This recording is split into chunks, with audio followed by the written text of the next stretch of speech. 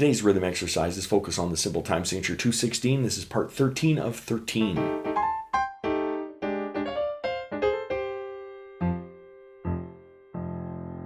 Welcome to my studio, Bach To Basics. This channel is where you can find videos to further your music studies. Now, while I translate Beethoven's Fifth Symphony onto a large number of napkins, let's read some rhythms.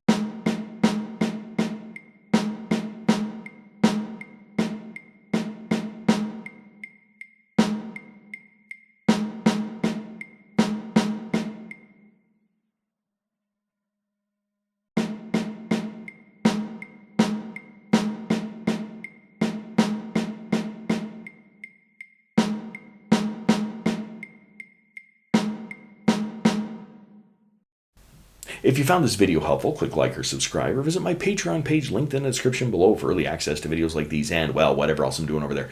Thanks for watching. I'm just a music teacher having fun. Catch you on the next one.